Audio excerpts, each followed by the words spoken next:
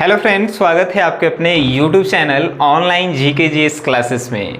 आज के क्लास में जो है हम लोग हिंदी के काव्य खंड का दूसरा चैप्टर पढ़ रहे हैं, क्योंकि पहला चैप्टर जो कर्बक है उसको हमने पढ़ाकर ख़त्म कर दिया है।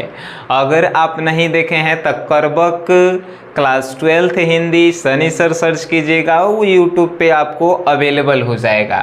और इस चैप्टर को हम लोग इस प्रकार पढ़ेंगे कि आपके दिमाग में वीडियो के अंत तक इसके सभी अर्थ जो है अट जाएंगे। और याद रखिएगा, एग्ज़ाम में जो है पूछता है तो क्वेश्चन कैसे पूछेगा, तो लिखल रहेगा, मान के चलिए कि पहला पद, और कहेगा कि इसका भावार्थ लिखें, यानी कि इसका अर्थ लिखें। तो आप समझेंगे तब न लिखेंगे। रटे से आज तक कौनो नहीं कुछ लिखा है या ना ही कभी कोई लिखेगा। समझिए। और लास्ट में आप लोगों को इससे रिलेटेड एक होमवर्क भी दिया जाएगा कि इसका जो है भावार्थ अपने शब्दों में लिखकर हमें भेजिए। जो 2023 टॉपर बैच हिंदी ग्रुप से जुड़े हुए हैं उनके लिए ये होमवर्क रहेगा। तो वीडियो को आपको देखना होगा, नहीं तो आप किताब से भी देख के रट सकते हैं, लेकिन सुनिएगा तो ज़्यादा आपको याद होगा। देखिएगा तो प्रॉफिट आपका है, नहीं तो लॉस तो हमारे 1% नहीं है कि नहीं। चलिए शुरू करते हैं। तो पद है जो सूरदास द्वारा जो है रचित यानी कि लिखा गया है। और यह पद जो है भक्ति काल के, वो जो कृष्ण भक्ति से रिलेटेड है। भक्ति, अगर आपसे पूछेगा कि सूरदास कैसे जो हैं लेखक हैं, तो भक्ति धारा भक्ति काल के हैं, ठीक है। अगर आपसे पूछेगा कि ये पद जो है किससे रिलेटेड है, तो कृष्ण भक्ति से रिलेटेड है। और उसके बाद आपसे राइटर से रिलेटेड ऑब्जेक्टिव प्रश्न पूछते हैं, जैसे कि सूरदास जी का जन्म कब हुआ। तो सूरदास जी का जन्म जो है 1478 में, ये जो है एक्चुअल में नहीं है, अनुमान लगाया गया है कि उनका जन्म जो है 1478 में हुआ होगा, ठीक है, अनुमानित है। लेकिन आपसे पूछे कि सूरदास जी का जन्म कब हुआ, तो आप आंसर यही मार कर आएंगे, टिक करके आएंगे, क्योंकि ऑब्जेक्टिव में पूछेगा कि सूरदास जी का जन्म कब हुआ, तो 1478 में। इनका निधन कब हुआ, तो 1583 में। इनका निधन यानी मृत्यु तो 1583 में। ये दोनों जो है अनुमानित है, ठीक है। अब जन्म स्थान कहाँ है, तो जन्म स्थान दिल्ली के सीही नामक ग्राम में हुआ है, ठीक है। इनका जन्म जो है कहाँ, तो दिल्ली के निकट है, यानी कि समीप में सीही नामक जो एगो गांव है वहाँ पे। अब नेक्स्ट कि निवास स्थान कहाँ है, यानी जन्म लिए सीही नामक ग्राम में जो दिल्ली के पास में है, लेकिन ये रहते कहाँ थे, तो रहते थे ब्रज क्षेत्र में। ब्रज क्षेत्र कहे का मतलब जहाँ कृष्ण से रिलेटेड होता है। वृंदावन पारसोली ग्राम, वृंदावन में रहें, पारसोली में रहें, ये सभी जो हैं गांव थे, ठीक है। उसके बाद इनके दीक्षा गुरु के बारे में, और ये सबसे मोस्ट इम्पॉर्टेंट है कि इन्होंने अपना जो है शिक्षा दीक्षा कहाँ से, किन से लिया था, तो महाप्रभु वल्लभाचार्य जी के द्वारा जो है इन्हें दीक्षा दिया गया था। दीक्षा गुरु जो है इनके महाप्रभु वल्लभाचार्य हैं, ठीक है। उसके बाद दीक्षा काल, यानी कि कब से कब तक इन्होंने दीक्षा ग्रहण किया, तो 1509 से 10 के बीच में इन्होंने जो है शिक्षा ग्रहण किया। अब आपसे एक और प्रश्न कि सूरदास के बारे में परिचय दीजिए, उनकी विशेषताएं क्या थी। तो सूरदास जी जो हैं जन्म से ही अंधे थे, और जैसे जैसे वो बड़े होते गए उनका दोनों आँख का रोशनी जो है जाते रहा, यानी कि और रोशनी जो है जाते रहा उनका, ठीक है। तो दोनों आँख से जो है वो अंधे हो गए बाद में। तो और उसके बाद इनकी कृतियाँ भी मोस्ट इम्पॉर्टेंट ऑब्जेक्टिव प्रश्न होने वाला है सर, कि सुर, इनकी कृतियाँ पूछेगा कि सुर सागर के रचयिता कौन हैं। सुर सागर के रचयिता सूरदास जी हैं, सूरदास सुर सागर, ठीक है। साहित्य लहरी के रचयिता कौन है? तो साहित्य लहरी के रचयिता भी जो है स से साहित्य और स से सूरदास। उसके बाद राधा रसकेली, राधा रसकेली के रचयिता भी जो है सूरदास हैं। सुर सरावली के रचयिता भी जो हैं सूरदास जी ही हैं। तो सबसे फिर से एक बार रिवीजन करेंगे क्योंकि आपके दिमाग में फिट करवाना है। सूरदास जी जो हैं भक्ति काल के और खासकर कृष्ण भक्ति काल के जो हैं लेखक हैं। सूरदास जी का जन्म जो है अनुमानतः 1478 में हुआ। उनका मृत्यु जो है 1583 में, ठीक है, सब लिखल है। जन्म स्थान कहाँ? तो जन्म स्थान दिल्ली के निकट सीही नामक ग्राम में। उसके बाद पूछेगा कि इनका निवास स्थान कहाँ रहा? तो निवास स्थान वृंदावन बोल दीजिए, पारसोली बोल दीजिए, ऑप्शन के अनुसार आप मारेंगे वहाँ पे, ठीक है। उसके बाद जो है इनसे पूछे, कहे नहीं, सबसे मोस्ट इंपॉर्टेंट क्वेश्चन कि इनके दीक्षा गुरु कौन है? दीक्षा गुरु जो है महाप्रभु वल्लभाचार्य है, जो है इनके दीक्षा गुरु हैं। और दीक्षा काल कब से रहा? तो 1509 से 1510 के बीच में जो है इन्होंने दीक्षा ग्रहण किया। और जन्म से जो है ये अंधे थे, जैसे जैसे जवान होते गए इनकी आँख की रोशनी जाती गई। इनके जो है महत्वपूर्ण कृतियाँ सुरसागर, सुरावली, राधा रसकेली और उसके बाद साहित्य लहरी इनकी प्रमुख रचनाएं हैं, ठीक है। अब आपसे पूछेगा कि ये जो है, ये जो पद है ये कहाँ से लिया गया है? तो पद जो है सुरसागर द्वारा रचित महाभक्ति ग्रंथ सुरसागर से लिया गया है। ये दोनों पद जो आपको दिखाई दे रहा है ये सुरसागर से लिया गया है। बात समझ में आइल तब बोला हाँ। आगे देखिए, अब इसके अर्थ को हम लोग जानेंगे, एक एक शब्द का अर्थ आज आप जान जाएंगे। देखिए, जागिए ब्रजराज कुंवर कमल कुसुम फूल खिले। जागिए ब्रजराज कुंवर कमल कुसुम फूल खिले। ये सबसे पहला जो है पद के बारे में जान लेते हैं। तो इस पद में जो है बताया जा रहा है कि कृष्ण जी को उठाने के लिए उनकी माँ यशोदा जो है उनको बहुत सारा सबूत यानी प्रमाण देती है कि सबेर हो गया है, उठ जाइए। इस हमनी के माई कैसे कहती है कि अरे सुबह हो गई है, देखो तो सब आदमी घूम रहा है, 8 बज गया है, सब मुर्गा उन्हें बोल रहा है, उठेगा कि नहीं जल्दी।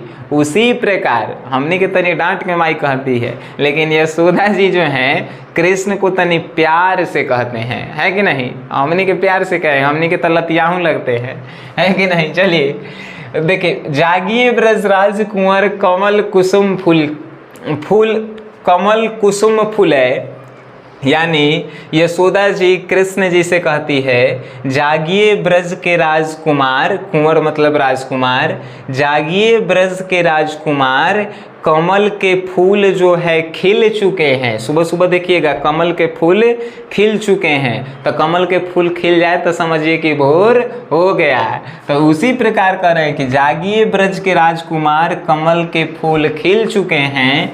दूसरी, कुमुद वृंद संकोचित भय भृंग लता भूले।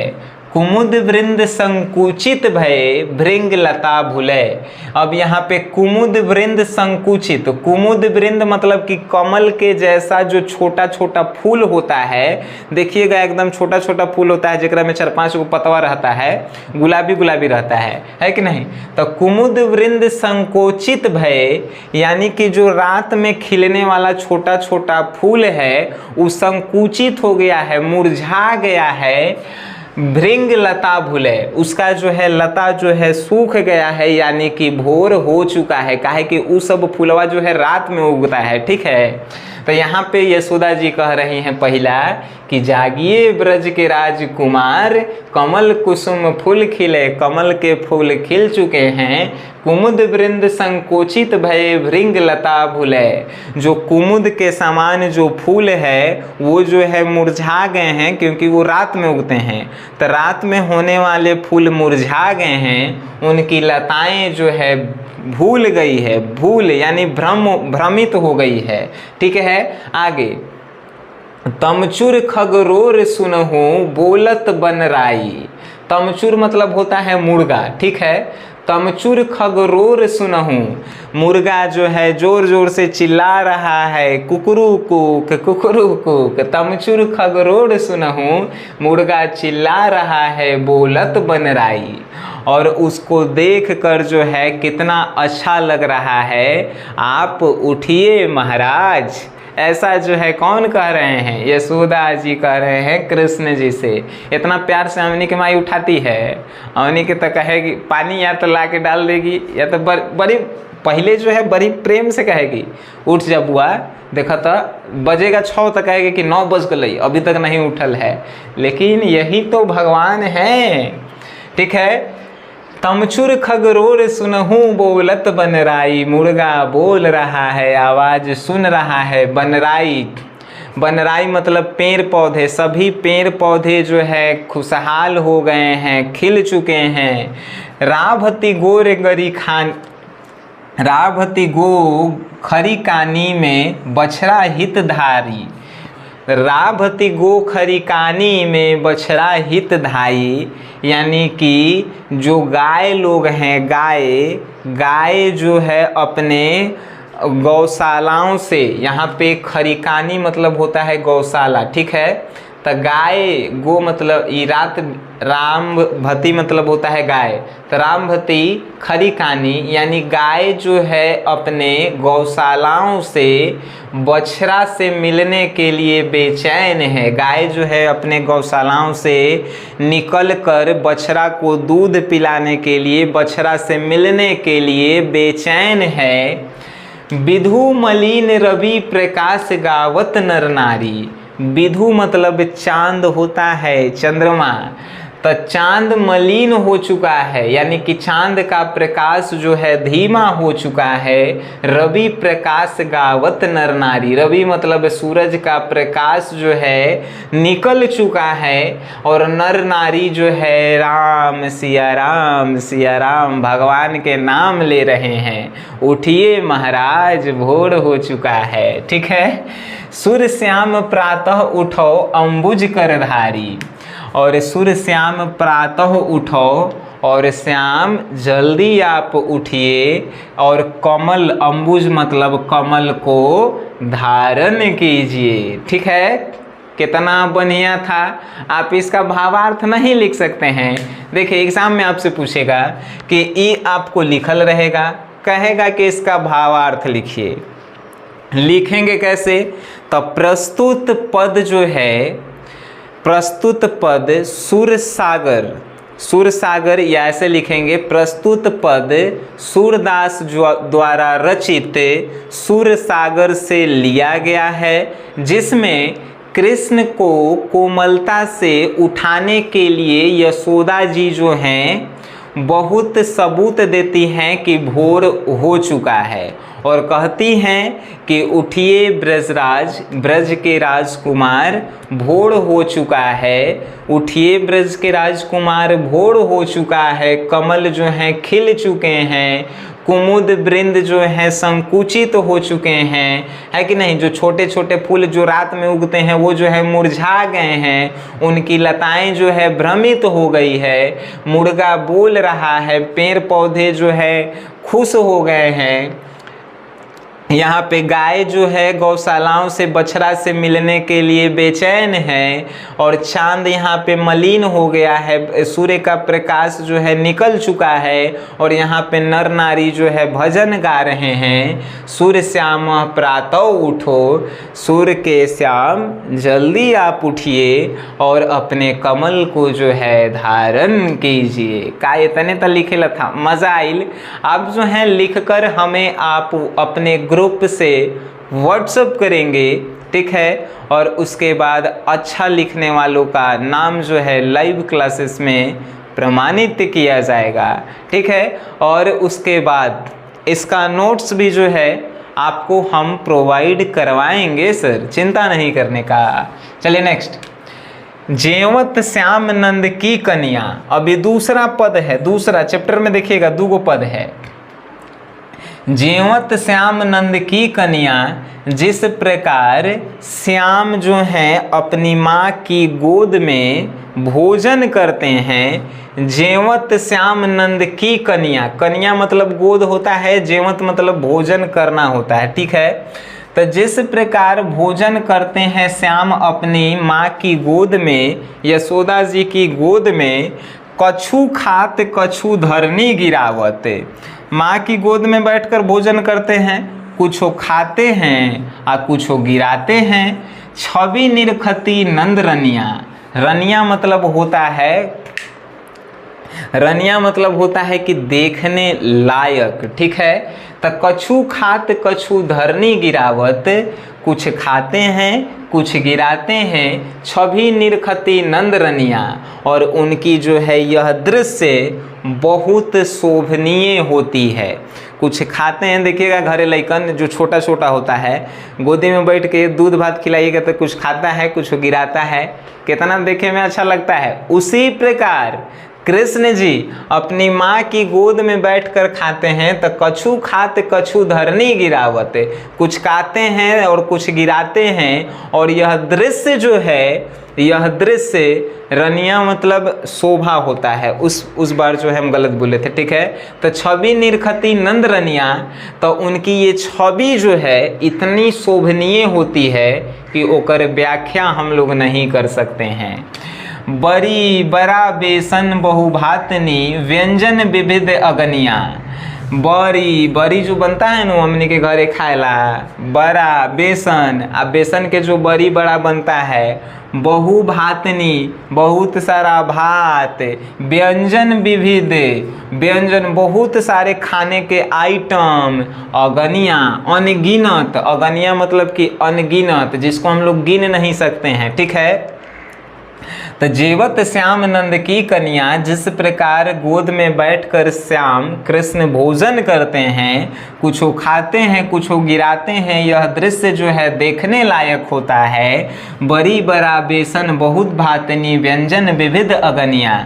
बड़ी बड़ा बेसन, बेसन के बड़ी बड़ा बहुत सारा भात, बहुत सारा व्यंजन, बहुते प्रकार के मिठाई छेना हई हो ढेर मनी, ठीक है। तो व्यंजन विविध अगनिया, अनगिनत व्यंजन उनके सामने है।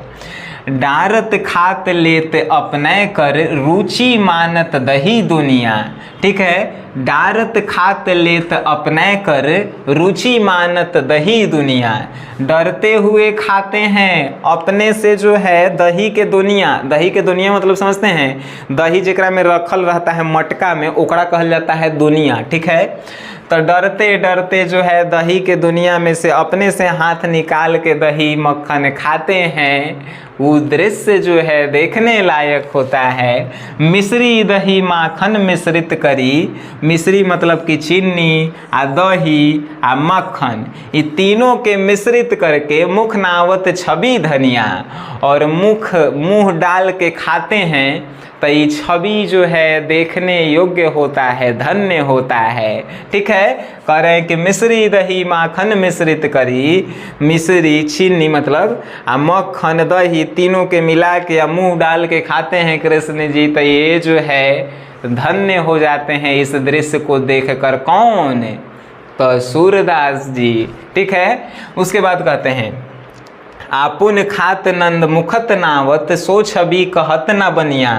और जिस प्रकार वो अपने खाते हैं अपने आप से अपने मुंह में डालते हैं, ये जो छवि मतलब दृश्य, ये जो छवि बनता है उसकी व्याख्या सूरदास अपने शब्दों में नहीं कर सकते हैं। बनिया मतलब कि व्याख्या वो अपनी शब्दों में नहीं कर सकते हैं। जो रसनंद यशोदा बिलसत, सो नहीं तिहु भुवनिया। और जो रस जो है यशोदा जी के इस नंद में देखने को मिलता है, जो प्यार जो है, जो रस जो है, प्यार रस जो भी कहे, यशोदा जी के नंद यानी कि कृष्ण जी में जो देखने को मिलता है, सो नहीं तिहु भुवनिया। तिहु मतलब कि तीनों, भुवनिया मतलब कि तीनों लोक में नहीं देखने को मिलता है, ठीक है। भोजन करी नंद अचमन निन हो, मांगत सूर्य जुठनिया। भोजन करी नंद अचमन नील हो मांगत सूर्य जुठनिया। जो भोजन करके कृष्ण जी जो कुल्ला करते हैं वो, और भोजन करके जो कुल्ला करते हैं वो दृश्य और देखने योग्य होता है। मांगत सूर्य जुठनिया। और ये कह रहे हैं सूरदास जी कि जो भोजन किए हुए हैं, जो जूठा बचल है, उसी में से थोड़ा सा अगर आप हमको दे देते हैं तो हम धन्य हो जाएंगे ओ कृष्ण, ऐसे कह रहे हैं। ठीक है, तो आप लोग कितना आसान था कि आपको हम बता नहीं सकते हैं। जेवत श्याम नंद की कन्या, जिस प्रकार जो है कृष्ण अपनी माँ की गोद में जो है बैठकर भोजन करते हैं, कुछ खाते हैं, कुछ गिराते हैं, यह दृश्य जो है देखने योग्य होता है। ठीक है, जिसके व्याख्या नहीं की जा सकती। बड़ी बड़ा बेसन, बड़ी खाते हैं, बड़ा खाते हैं, बहुत सारा भात रहता है, बहुत सारा व्यंजन रहता है, बहुत प्रकार के अनगिनत अनगिनत रहता है। डारत खात लेत अपने करे, डरते डरते खाते हैं अपने से लेके, रुचि मानत दही दुनिया। और दही के दुनिया में हाथ डाल के, दुनिया मतलब वही दही के बर्तन में हाथ डाल के एकदम निकाल के खाते हैं। वो जो है छवि देखने को बनता है। मिश्री दही मक्खन तीनों के मिश्रित करके मुँह नावत छवि धनिया। और जब मुँह ना के खाते हैं तो वो देखने योग्य दृश्य वो धन्य हैं। ऐसे कहते हैं कौन? सूरदास। अपुन खात नंद मुखत नावत, सो छवि कहत न बनिया। अपने से खाते हैं मुँह ना के, और ये छवि जो है बनता है सूरदास जी के जो है मन में, उसकी व्याख्या वो नहीं कर सकते हैं। जो रस नंद जसोदा बिलसत, सो नहीं तिहु भुवनिया। जो रस इस यशोदा जी के पुत्र कृष्ण में है, उसकी पूरी तीनों लोक में जो है कहूँ नहीं है। ठीक है, भोजन करी नंद अचमन नील हो, मांगत सूर्य जुठनिया। भोजन करके जो है वो कुल्ला करते हैं। अचमन मतलब कुल्ला करना होता है। ओकरों में से अगर सूरदास जी को तनी मिल जाए, या जो भोजन किए हुए हैं ओकरा तनी जूठा मिल जाए, वो भी जो है पाकर सूरदास जी अपने आप को महान समझ लेते हैं। ठीक है, अगर कहते हैं कि उनमें से भी अगर जूठा में से तनी मानी मिल जाए तो मेरे लिए जो है सौभाग्य होगा, ऐसा सूरदास जी कहते हैं। अब बताइए एकरा से आसान आपको कैसे पढ़ावल जाए। अब आपसे ई चैप्टर से कौनो क्वेश्चन पूछे आप बना के आएंगे। नहीं विश्वास है, एक बार आप जो है प्रैक्टिस कीजिए। प्रैक्टिस आप देखिए, चैप्टर निकाल के देखिए, एकरा में से कोनो ऐसा क्वेश्चन नहीं होगा जो आपसे नहीं बनेगा। इसीलिए हम कहते हैं कि किसी भी चैप्टर को इस प्रकार पढ़िए कि क्लास में उससे रिलेटेड सब्जेक्टिव ऑब्जेक्टिव सब क्वेश्चन बनना चाहिए। ठीक है, वीडियो देखे हैं अपन दोस्तों में शेयर करो। ठीक है, सब्सक्राइब करला मत कहना कि सिर्फ देख लो तो एग्ज़ाम ला जो है काफ़ी है। बस इतने हम भी चाहते हैं कि शिक्षा को जो है आसान बनाया जाए। बस वीडियो देखें उसके लिए धन्यवाद।